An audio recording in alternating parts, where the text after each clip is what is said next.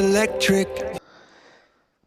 Good morning everyone, it's Tuesday the 4th of October. I've just been recovering from an illness, so it's time to work on my stats for the end of the month. I don't want to be too late like I was last month. Today what I thought I'd do was actually screen record what I'm doing to demonstrate how I collect my monthly stats and what I'm actually doing, and sort of narrate as I'm going through, because this is the process, this is the period where I'm analysing the data, looking at the data to see what's happened in the month, to look for observations, to look for potential errors, and to look for, I guess, the title that goes into my monthly energy update video, because it's what's the month all about, what's visible, what is the data telling me. So I thought that might be useful both to see all the different apps and the way that I'm collating it. It's not automated, I'm afraid. I really wish it was, but doing it manually does mean you get to absorb the data a little bit more. It's like writing things down. It goes into the memory a little bit easier. Anyway, here we go. First thing I'll have a look at is my solar generation. So onto the Solar Edge app. I go along to monthly setting. Last month, 222. So I have production of 222. If you've followed my videos before, I don't get to see all of the correct values that you should do here in these Solar Edge graphs, because my array is only a small part of it. So Solar Edge, their app doesn't work very well when you have other arrays, so I can't see what I'm exporting, for example. That's not visible there. The daft thing is, it is actually there. It is actually visible, but the way they've drawn the graph has made it invisible. I mean, it sounds crazy, but it's below that grey line. And it's a really poor piece of coding and design, and Solar Edge, despite having been told about it, aren't interested in changing it. But I can see my grid pool there of 16.2 kilowatt hours. Now, I don't actually use that number. That number is actually quite accurate, 16.2, so I could use it, but now that I have a more accurate one, which is the one from Octopus, I do tend to use that instead. So 222 kilowatt hours for my 2.4 kilowatt Solar Edge array, and that's a 2 kilowatt inverter. While I'm on the Solar Edge app, I could have a look at the year. We're at 2.4 megawatt hours for the year, which is quite good, isn't it? It's a 2.4 kilowatt array, and we've already pulled 2.4 megawatt hours already, so that's quite good. Here, though, the production graph in the middle, that's quite useful to watch. So August was 304 kilowatt hours of production, and we're at 222 this month, so down a huge chunk, down a third from the previous month. So really have seen a big change in daylight hours and the amount of sunshine available. Consumption figures, they're almost irrelevant. But the comparative charts, these are quite useful, so I often do zoom in on these. So it looks like the first amber value there on the left hand side, that must have been a part month install when we first installed back in 2019, and hence it's not showing the full values there, but it's been quite consistent in the last 3 years. What was this, 240, 244, so we're down almost 10% compared to the last 2 Septembers. Interesting start, down 10% potentially. So that's that one done, and those numbers written down. So quickly exit that, go on to my Solace app, look at devices, my 2.5 kilowatt inverter. I'll be looking at the very bottom of the page, bottom left, 149 kilowatt hours generated last month. If I look across at history, this is only something I found recently. On the monthly level, I can change the dates. So for my 2.5 kilowatt array, this is what the daily values look like for the month of September. That'll make a nice screenshot to show how that single array has worked. And you can see there are quite a few days, over 4 kilowatt hours. That's a healthy amount of energy. And not very many days of just 1 kilowatt hour. That's obviously going to change over winter. I'm not going to generate huge amounts from this little array. But 149 kilowatt hours for my new array. That's the East Gable and the Garage 3 panels. My main 3.9 kilowatt array, that generated 387 kilowatt hours, so I'll record that number. Have a look across at history. whoops, month, get it right, last month. So this one's useful to compare to for those with a standard 3.94 kilowatt solar array with a 3.68 kilowatt inverter, so that's a G98 DNO approval. Just the one day where we got to 25 kilowatt hours, or only just at the beginning of the month, but after that the sunshine just dropped a lot. So that array has been peaking at around 17, you can click on 17.7 kilowatt hours. So a couple there in the 20s at the beginning, so discount those, and 17 was the max.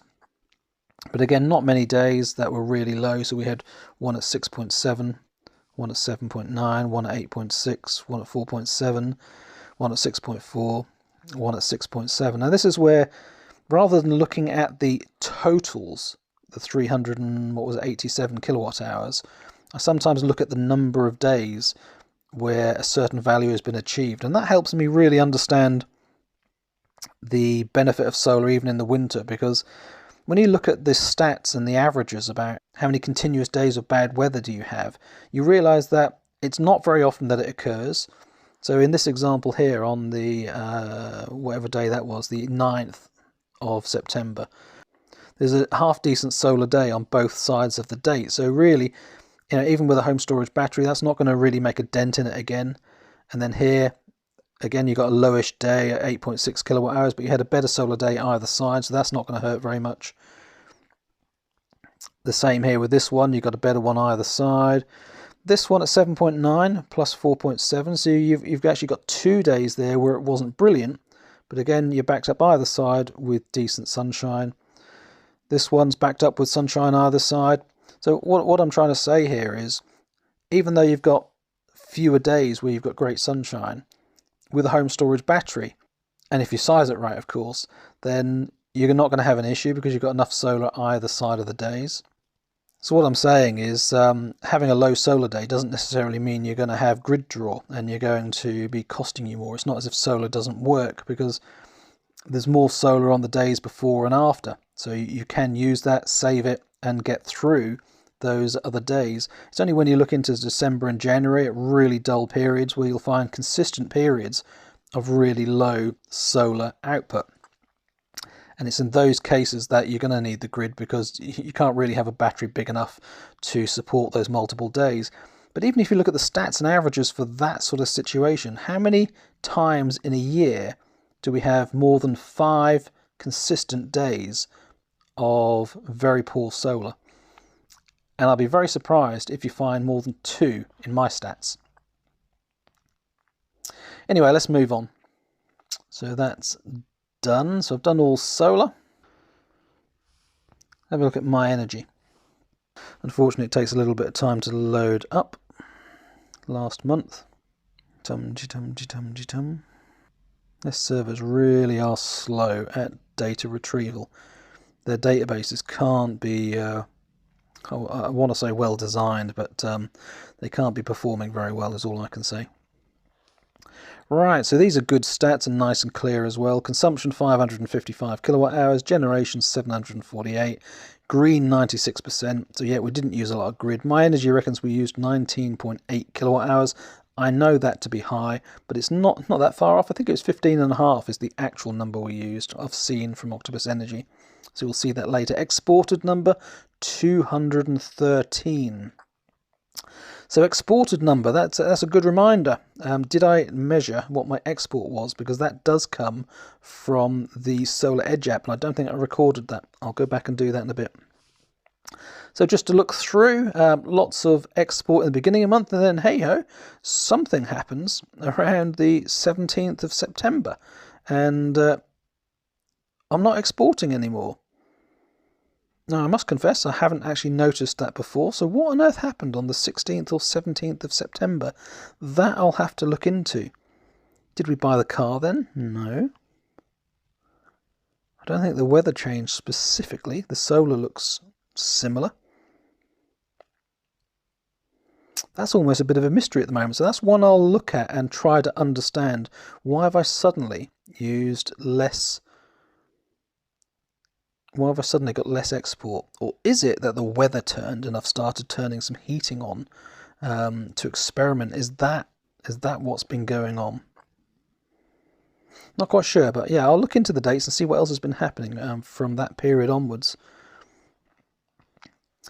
Okay, Eddy 93.5, write that one down. The Zappy 179.8, write that one down. And the home usage 287.5.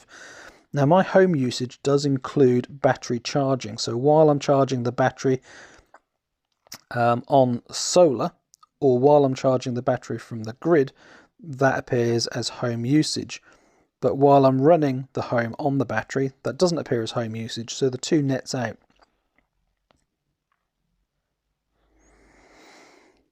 Okay, that's that one done. To record those numbers, screen print them. What else do I need to do? I can go into VRM. This is the Victron system. I do like some of the stuff they show you here on the Victron, but I don't really use it for the stats. Whoops, actually I wanted, not this month, I wanted last month, didn't I? Where's previous month? Previous month. There you go, I knew it was there somewhere. So this chart's a very interesting one, because the blue line at the top is where the state of charge of the battery is, and the light blue shading around it is within the period. So this is each day what the maximum and minimum was, so it shows how low the battery went. And we've got only 3 days there where we didn't fully charge up. So the highest that went on the day here was 77%, and it went as low as 51%. 89% was the highest, and 59%. And 77 and 89. So only 3 days where we didn't fully charge. So that's a really interesting one for me.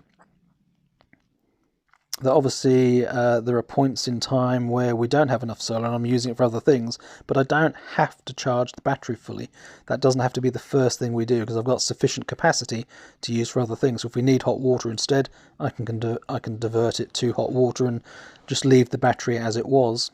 But the lowest day there, that's one I'll start tracking. 51% is the lowest we went in September. I wouldn't mind betting that October, November, December, January, they're all going to be lower. We'll be running the battery below 50%. The stats here, consumption 515. Didn't my energy say 555? So they're in the ballpark, but you know, there's quite a margin of difference between what they report. To the grid export 217 kilowatt hours. Now what did my energy say? I really can't remember. I'll write this one down anyway, just to remind me which one is more accurate. And from the grid draw 13 kilowatt hours. As I said, I think Octopus showed 15.5. So the Victron one is actually quite close, closer than the My Energy one. Anyway, that's that chart. The other charts that I've got available, I'll quickly show you them. So I've got an overview chart, I've got a consumption chart, which I don't really use that much, and a solar chart. And again, it's not the best charts for showing those things, so I don't really use those. But 217 export to the grid. Let's quickly go and check that, because I should have done that on the Solar Edge. Look at the month values. Sorry, look at the year values. And then I want to have a look on here at September. 234 kilowatt hours export. Now it's this Solar Edge one that I use, which I think is quite accurate. 234 kilowatt hours is the one I've always used in the past, but 217 is what Victron thinks. Very interesting. I mean, that's a decent difference between the two. And of course, unfortunately, because I'm not on an export tariff, Octopus Energy doesn't tell me what I'm actually exporting. It'd be nice to get hold of that data out of the smart meter. I'm sure there's a way of doing that. I keep seeing these apps that can connect to your smart meter to do it. I was going to have a look at Octopus, but I don't actually go to Octopus, do I? I look at my Octopus through the Octopus Go Agile app. Losing my place. Go over to the monthly values. September, there we go. So on the Go tariff, it cost me £17.23. 15.55 kilowatt hours is what I use, so I remembered that number correctly. My average unit rate was 35.47 pence because I am mostly using energy at peak times. Most of those 15 kilowatt hours was at peak times, especially a really large chunk of it on one day. What do they call it? Power hour. Yeah, so for once I actually used that energy that Octopus Energy were encouraging me to use, where normally I wouldn't because it would just deplete my battery. But for once, I think I just turned the battery off. Logically, I put it into keep charged mode and then did consume some energy. I guess it's more of a test read. I didn't really need to do it, but it's nice. I mean, Octopus are asking us to do it for a very good reason. They're asking us to consume energy at certain times to test and prove that their system can provide good demand response. And when they can actively demonstrate the amount of megawatt hours they can influence on the grid, it's effectively like having a power station with several megawatt hours. So yeah, I do want to help Octopus Energy because it really does work. So if they're encouraging you to use energy, you shouldn't feel guilty for actually using it because they want you to. Anyway, the other data on there, Agile. So if I was on the Agile tariff, because it has a lower standing charge, I think, and it's not about the unit rates, but £12.47 is all it would have cost me. So Agile would have been a lot cheaper for me in September. Be interesting to see how that progresses throughout winter as to whether Agile still works for me, even though the average unit rate for Agile is 49.47 pence, according to that bottom figure there.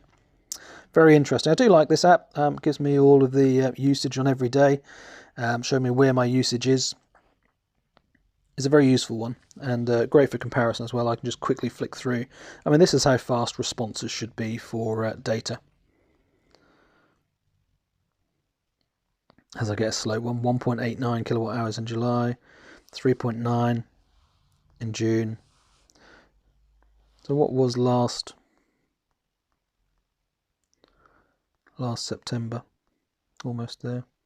Last September 9.36 and this year is 15.55. So we didn't do too bad. If I take off the 10 kilowatt hours on that power hour day, then we're down to 5. So it's less than last month.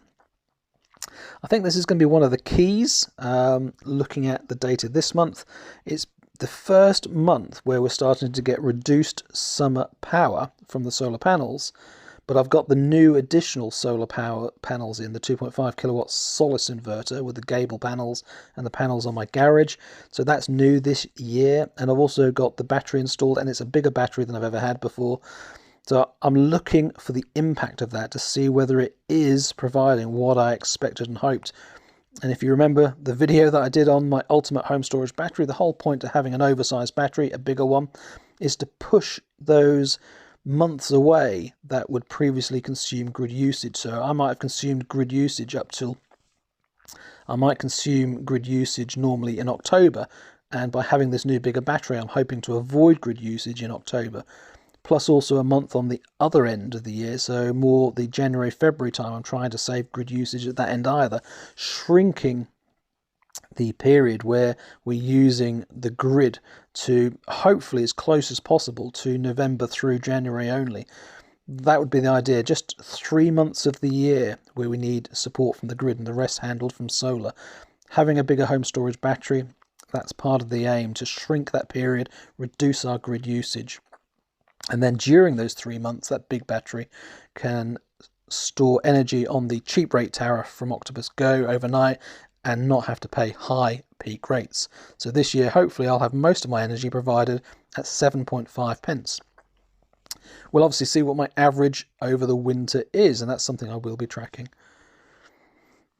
Right, so that's that done. What else would we want to look at? I've got some new stats to look at. So we've got the Mixergy tank. I can quickly show you that. Graphs, what have we got? We've got a monthly graph on here. No, we don't. Insights. We've got weekly summaries, hot water usage over time per month. So I've got hot water usage. We used 2,552 litres of hot water, or we lost heat from 2,552 litres of water. So I think that's what it's counting. It's counting the percentage of fully heated hot water and using that percentage against the size of the tank. I think that's what it's actually doing. So it's not actually flowed water through the system. It's I consumed 2,552 litres of hot water, even if it just sat in the tank and the heat dissipated from it. For the single month, now whether that's good or not, I don't know. It's the first full month. If you've got a Mixergy tank, what was your hot water usage over time for the month? Less or more than 2,552 litres? And that's about it. So we're at 57% at the moment. I haven't really looked at it before. The hot water temperature, though, is 49 degrees C, and we haven't had any boosting at all today. So that'll get a boost as soon as either we need it or the battery's full. I think Susan's already done the washing up this morning, so we have used some. And the answer to that is yes. At 8:20 we did the washing up, and it went from 72% to 64%, so she used 8%. And you can see here overnight we started at midnight at, can I see that on under my finger? 82% to 72%. So we lost 10% in 8.5 hours. That sounds pretty standard. Interesting though, if you're on a different Mixergy tank, a larger one, what are your percentages like for the first 8 hours in the morning? Are they less or more than my 10% or 8%? What did I say? It's 10% there, wasn't it? So I've got 10% over 8 hours. What are you losing percentage-wise overnight from midnight till 8 in the morning? Right, I think we're almost done. The one I haven't done is Home Assistant. Home Assistant over on my energy dashboard. So there's my combined solar chart, the orange one in the middle there, showing the day by day. Should show a similar image, just higher numbers because it's all three. This is the actual My Energy data. This is where this data comes from. It's the solar data from My Energy. So the value should be the same. Unless, of course, Home Assistant is rounding the data it's pulling out of the API from My Energy differently to their app. But the one I want to look at is when I'm looking at my heating appliances. So I scroll down all my data. And it's this one. We look at the monthly value for September. And these values here, the breakdown of all my smart plugs, all my devices. So I can see here that the Zappi used 179 kilowatt hours. Again, that's straight out of the My Energy data. The Eddy, 90.23 on solar. And these are small. Am I going to be able to actually click on these?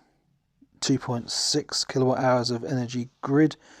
The microwave, only 2.3 kilowatt hours. I don't think I had that smart plug installed on the microwave for the whole month, but only 2.3 kilowatt hours from the microwave. The e-bike, so that's Charlotte's commuting to work to GridServe.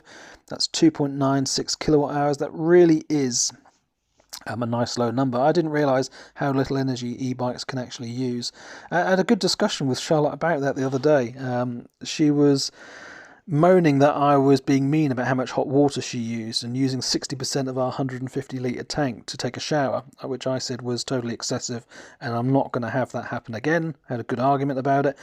I ended up turning around and say, that's fine, if you don't understand the concept of electricity and how much value it is to you, then if you do that again, then I won't charge your e-bike for the equivalent number of days to equate to the energy that you've just used. And she said, well, how much is that? And I said, a couple of weeks worth of not having your e-bike with electricity, so you'll have to actually use the pedals. Suddenly it struck home how valuable energy is, because she likes the power from the e-bike rather than having to actually pedal. She's so much quicker. Anyway, so hopefully that's sunk in and we'll have less hot water used now. Dehumidifier, that number will go down as heating. I do use a dehumidifier upstairs in our master bedroom because it outputs just the right amount of heat to heat the room, but also takes the humidity out, which helps reduce any potential condensation, but also makes the room feel nicer as well. So we will use that dehumidifier just about every day in the afternoon if there's excess solar, and also during the evening as well, to help reduce condensation and warm the room up rather than the heater. I do find that one very useful. So 15 kilowatt hours for the month sounds like a lot, but it's not really, considering the TV in our lounge use 16 kilowatt hours. Wow, that's something I could save some energy on. We have our TV on a heck of a lot. The fridge, which is actually now the air fryer, but the name hasn't changed yet, but that was our outside fridge and is now the air fryer, 16.5 kilowatt hours. Our Toshiba air conditioning units, this is a very interesting one. 30.76 kilowatt hours is what I've used. That goes down as heating for the month. Start of September was actually air conditioning we were using. Towards the end of September we started to try it more and use it to top up heating during the house. So not very much so far. But got all those recorded. Now that chart I will screen print and then manually go in and add those numbers onto the chart to make it nice and visual for the video. Right. So what I was going to show you over here is the Shelly app. So this is my Shelly monitoring. I've put a power monitor on the circuit breaker for the air conditioning, the Toshiba one. It's got its own separate 32 amp breaker. And on here I can see the day-by-day energy usage. So far today we've used 132.92 watt hours of energy.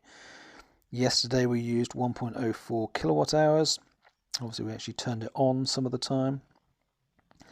829 watt hours on that day, so we used it a bit more. 3.1 kilowatt hours, had it on for a large part of the day. That was actually a test to see what it did and how it ran, and it ticks over about, well, as you can see there, about 350 watts once it really gets going in the afternoon. So the longer you have it on, the less energy it uses to keep the house warm. But for a whole day, that's not a lot of energy, is at 3.1 kilowatt hours. It was warmer outside, it's not full winter, so it's not indicative of a true winter's day. That I'm looking forward to seeing. But this one, we didn't have it on at all. Now this is the sort of one that sort of shocked me a little bit. 343 watt hours, so a third of a kilowatt hour every day. So let's just multiply that out. A third a day times 30 is 9 kilowatt hours. 9 kilowatt hours a month. 9 kilowatt hours energy lost because I've installed air conditioning that I'm not using. So the standby of 15 watts continuously is burning a third of a kilowatt hour a day, 9 kilowatt hours a month. That's over 100 kilowatt hours extra consumption I've added just by the standby of these units. So I'm not too impressed with that, and I am now trying to think in my head, right, how can I save that third of a kilowatt hour I've added, because I don't like it. I don't like having an extra usage by installing something that's saving me energy. I mean, it all nets out, but these are good charts. Do I have a monthly one here? Yes, look at that, we do have a monthly one. And there's the monthly one for September. From the original install day on around the, looks like about the 6th or 7th of September, where we turned it on full whack and tested it, to just the few times that we had it on. So that's going to be on a lot more during the winter months. So this month again, 31.58 kilowatt hours. What else can I mention? One of the things that I have noticed over here on my Home Assistant data is my setting down here, my buttons. You can see this row, I'll put it at the top here. These row of buttons, 150 watts minus, minus 40, minus 20. These are my set points. So I can just click these. So now it's at minus 20 watts. I'll just go down the data and have a look. So yeah, minus 20 V set point. If I change that to be off, that will now be 10 watts, because I know I've configured it to 10. So now it's at 10 watts V set point. If I set it to minus 40, that should change, minus 40. So what is that? V set point is the set point for the balance between whether you're importing or exporting. So the Victron unit gives you the ability to control that. Most batteries work where they're just trying to do the balance themselves and keep to zero, where Victron allows you to put the balance wherever you like. Because that number, if I wanted to dump energy out of the battery and export, if I was on an agile tariff for exporting, then I could just set it to minus 3000 and I'd be exporting 3000 watts. 3 kilowatts. So that's how it controls it. It's just how much do you want to draw in, how much do you want to push out. And I used to, during the summer, set it to minus 40. So I'd be trying to balance to around minus 40, and that's because it goes up and down. And the more you balance towards export, the less you're going to bounce into import at all. So yes, I was exporting more, but I'd actually be importing less from the grid by doing it. But what I noticed the other day was, turn that one off and that one off as well. So now we're back to 10 watts, minus 10 watts. What I found is, for some reason, my previous testing told me minus 30 was a really good number. And minus 10 seems to be working now. So something's changed. Maybe the algorithms with Victron has improved, or maybe the grid frequency has changed. You know, I'm not sure what's happened, but even setting it to just minus 10 now, I am seeing just 1, 2, 3 watt hours of usage overnight from midnight until when I first check in the morning. So I've got virtually no grid draw for just minus 10. But what that does mean is I'm saving a couple of tenths of battery wastage overnight. So yes, I've now lost these 0.3 of a kilowatt hour by having these standby units on with the Toshiba units, but I've actually just at the same time found I can make a setting change there, and now I'm going to export less energy and make a saving as well. So I've almost netted it off, which is quite pleasing when I find something like that. But otherwise I've got to find something else to turn off. And it's getting pretty drastic if I decide to turn off all my internet routers in the middle of the night, or something like that, and then rely on everything catching up before I need to see it in the morning. But yeah, that's getting pretty desperate if I have to turn the internet router off. Okay, I think that's about it. So then, after I've done all of that and I've captured all those numbers... Oh, sorry, the other one, I do record my car mileages, don't I? So, because both our cars, the Mini and the Golf, have good app access, I can see from Home Assistant I've done 489 6.2 miles in the Mini and 8156 6 miles on the Golf, so I'll put those in the spreadsheet as well. There's lots more data there about the cars, telling me whether it's charging, state of charge, both at 100%. Haven't gone anywhere since yesterday. One of those will get used this morning. I'm not sure which one I'll take, actually. Which reminds me, I told the wife when she gets there and she wants a lift, give me a call, but I haven't turned the phone on. That won't work very well, will it? Better turn my mobile phone on. Right, so I've recorded those. Next.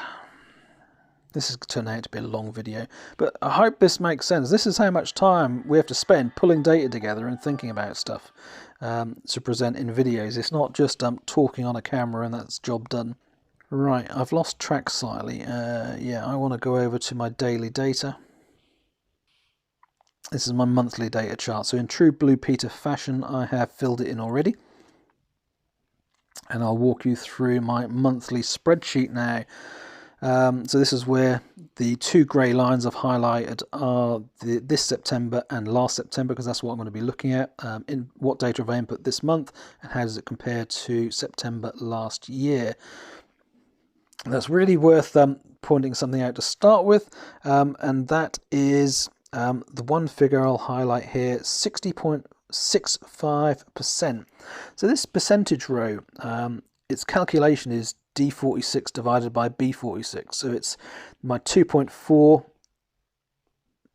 kilowatt array expressed as a percentage of my 3.9 kilowatt array. So this is what I track to see how efficient the solar edge array is compared to my Solace array. And what it should do is should be around 55, 56, 57%, and it's been that consistently. These high numbers here where it's got very different numbers is where we've messed around with the inverters and tested different ones and given different results. But if we scroll back up right from the start when we installed it, 58, 57, 56, a consistent year is all the same, 55, 56, 57%. 60% is 3% off, which doesn't sound like a lot, but it's not right. There's something wrong there. So this is the first sign. When I show these sort of percentages, I like using these to cross-check, to verify. Have I got my numbers right? Is the bird poo on the panels? Have we got a fault? Do I need to go and look at the Solar Edge app and see if one of the panel pairs is actually underperforming? And check all of those things to see if I need to clear something off the panels. So there's it's good to have some validation of the data in here to check for consistency that you expect. And that's what I like to do with the data. In this example, I don't know whether you can remember, but I was just looking at these numbers, and I know 222 is absolutely right because I saw that on the Solar Edge app just a minute ago. But the 367, if I go and look at my devices and the 3.9 kilowatt array, last month was actually 387. That's a typo. So what I actually found was I made a mistake there. That should be 387, and hey presto, 57.52. We're back on track. So I do like having these percentages in here to help me verify have I got the data right. Right, let's have a look at the last month to this month. 387 this month, 394 last month. Not a big difference. 222 Solar Edge, 244 last time round though. So Solar Edge was 10% down. A bigger difference of down than the Solace one, but that 10%, those 20 kilowatt hours down, I'm actually up 149 kilowatt hours. So we're talking about this row here, and the 149 from my new array.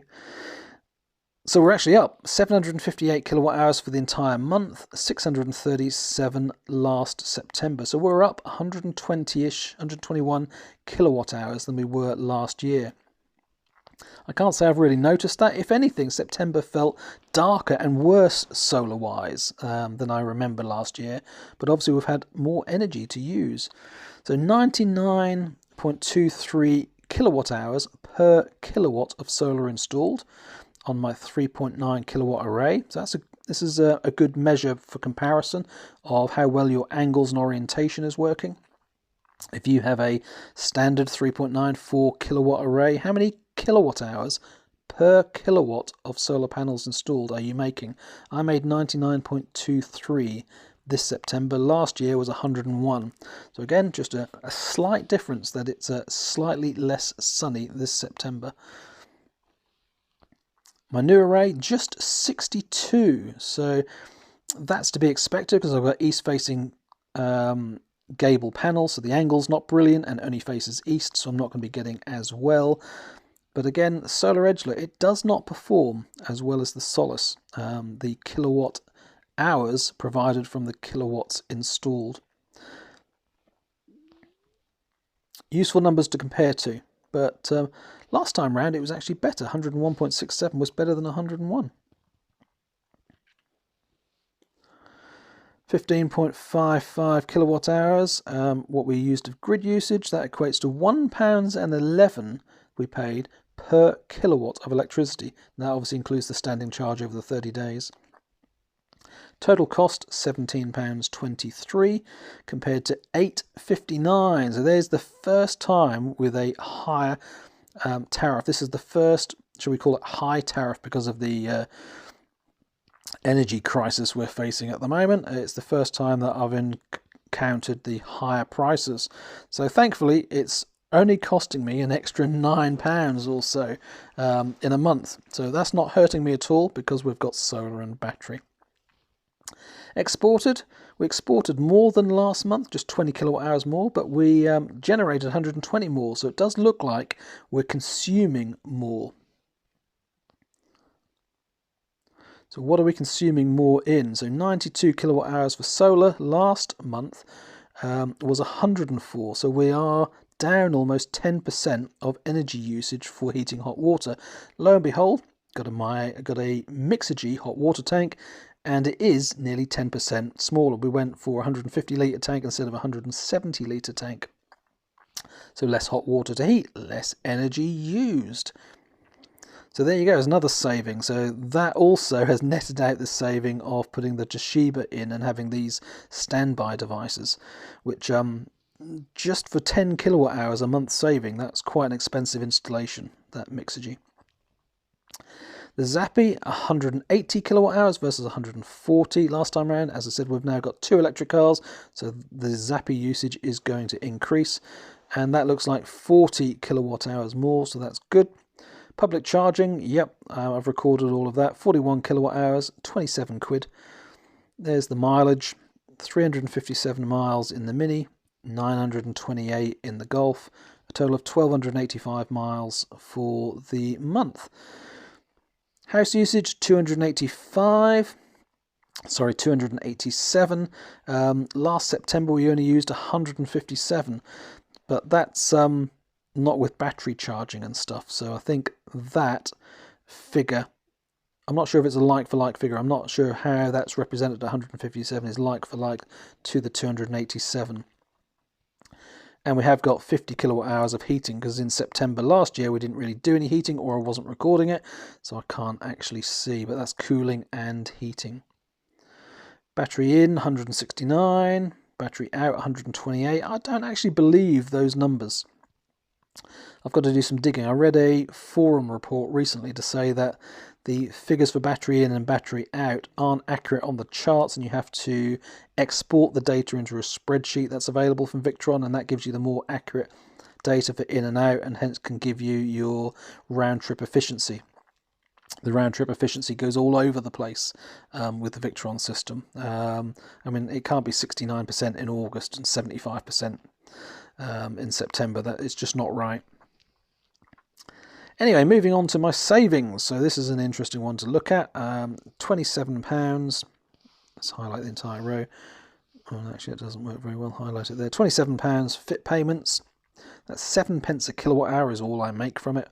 The Eddy hot water, £6.95 saved based on if I'd heated my hot water on off-peak 7.5 pence. Energy, the Zappi is on the same. If I'd have charged it at off-peak 7.5 pence, I've saved £13.50. The battery, well, that's based not on the cheap rate, the battery savings, because I'm using most of those during peak times. So that's 40 pence a kilowatt hour, that's 50 quid saved. So the battery savings have now rocketed up from last month. Last month they were £18. This September we've used more house usage, more battery usage, and it's a lot more expensive, the electricity that we're saving. So that's good news to know the savings are increasing. And then the home savings, that's a bit more of a that calculation's a bit different. It's the home number that we saw with my energy, less the amount of grid import for the month, because we've already paid for that, and less, what's L? What's L46? So that's less the grid, and AC46 is the battery in. So I'm excluding the battery charging as well. Obviously not counting that as a saving. So only counting the actual consumption in the house. And so we're in the ballpark of now fully paying for the first solar array, and we're only 3 years in. So the next one was 3,500. So that now on these higher prices should come much sooner.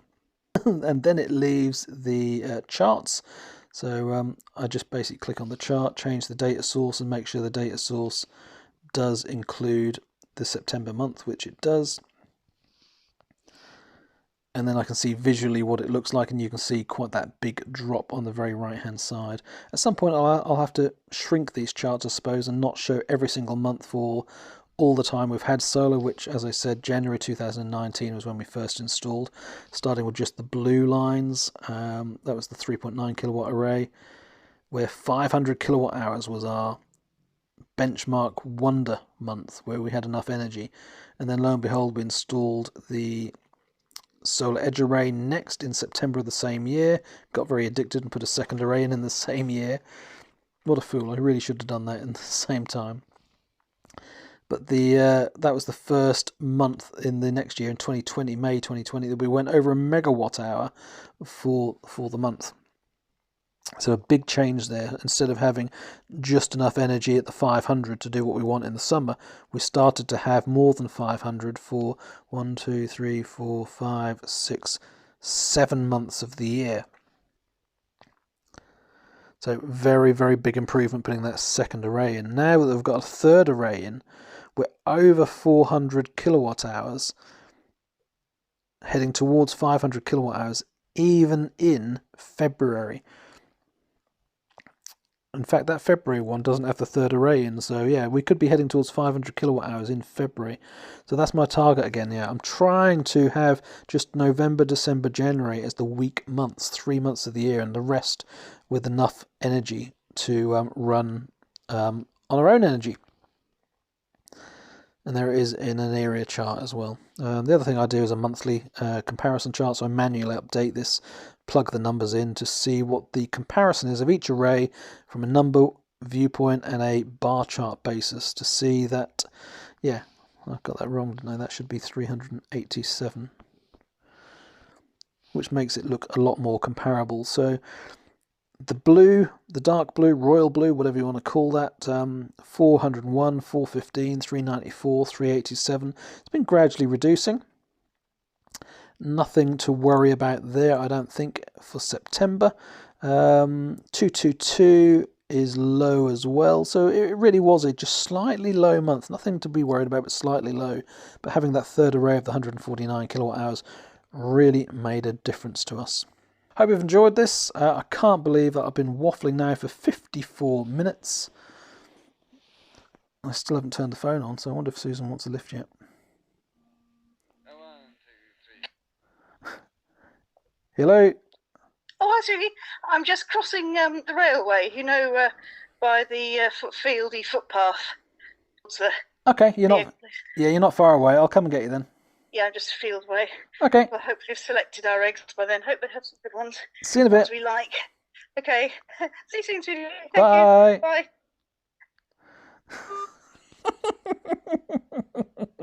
Literally just turned the phone on when she called. Talk about just in time. Anyway, thank you so much for watching this video. Hope you found it useful and entertaining. An hour of my time editing and pulling together my data. God, you must be as nerdy as me if you really watched this. Take care. See you again soon. For the actual video, make sure you watch them both, and then you can see how all this data pulled in and have interpreted this waffle into something a little bit more condensed. Hopefully, that's the idea anyway. Take care. See you again soon. More videos. Bye for now.